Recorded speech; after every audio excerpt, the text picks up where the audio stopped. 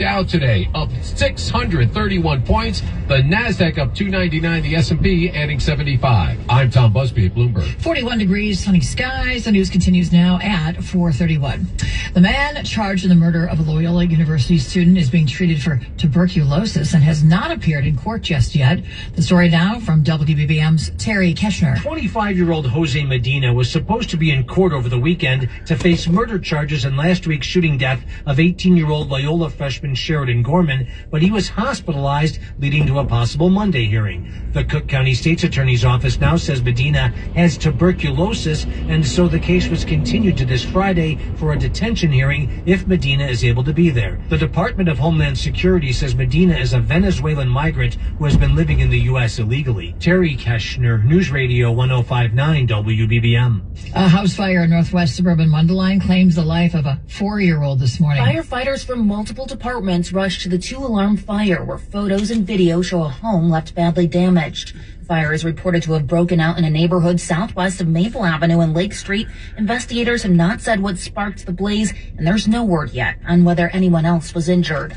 Sarah Herrera, News Radio 105.9 WBBM. A suburban teenager from Venezuela looking for asylum with his father in suburban Glen Ellen is in limbo. It comes after a check-in was reportedly delayed by, among other things, the deployment of ICE officers to O'Hare International Airport. Stephen is going home.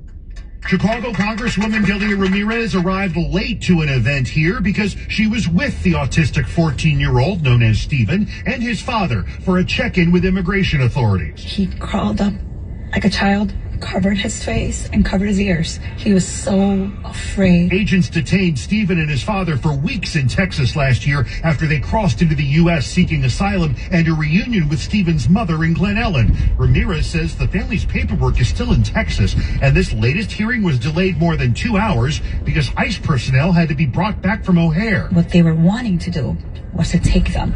I think they don't have capacity because they've deployed everyone to the airport. Ramirez says Stephen stopped eating and struggled with loud noises during his confinement.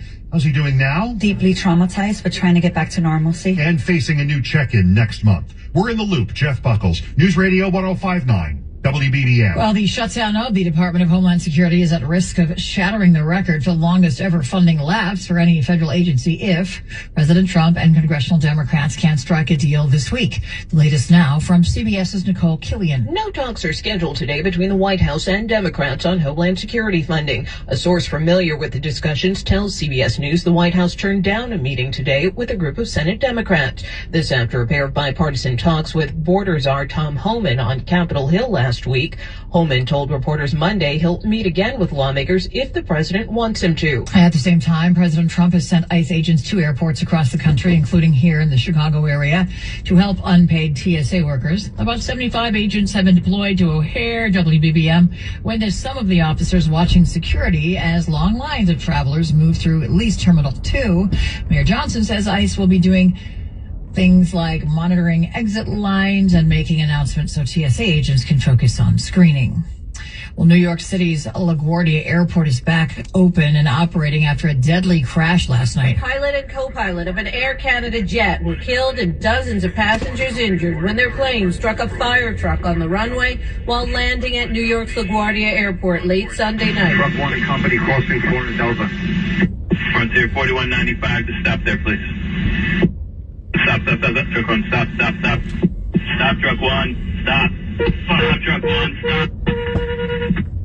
Del 2603, go around. That was LaGuardia Air Traffic Control, courtesy Live ATC. Video shows severe damage to the front of the plane with cables and debris hanging from a mangled cockpit. Nearby, a damaged fire truck lay on its side. Officials say the Jazz flight from Montreal had 72 passengers and 4 crew. The fire truck was traveling across the runway to respond to a separate incident aboard a United Airlines flight that had reported an issue with odor. Julie Walker, New York.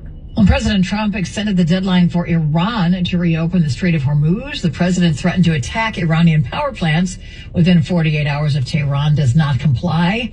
CBS's Aaron Navarro tells us that guy just walked across the sidewalk, endangering everybody as he's walking, and now he's inside that Chick-fil-A messing with people. Exactly the U.S. is talking to in Iran, though I'm watching him right now. He's messing with people in that Chick-fil-A. do know that President Trump said that talks will continue today, that it was the with It's dangerous downtown, man. goes as they have for many of the foreign conflicts for President Trump in the Middle East. The Iranian state media, though, has denied that any talks are taking place. Well, the International Energy Agency says that the current energy crisis is worse than previous of all crises back in 1973 and 1979. Details from CBS's Jason Brooks. IEA Executive Director Faith Parole told media in Australia that in those two crises, the world lost about 5 million barrels per day, while as of today, the world has lost 11 million barrels per day in the current conflict with Iran, more than the prior two major oil shocks put together. Parole says because of that, the global economy is under major threat and no country will be immune. The IEA says at least 40 energy assets, including oil fields, refineries, pipelines, and gas facilities, have been severely or very severely damaged across 9 countries in the conflict. One major fear is that the war could knock out oil and gas production in the Middle East, which would mean high prices could last a while and cause inflation to rip higher around the world. It's 4:36. Puccini's Madama Butterfly returns to Lyric Opera of Chicago.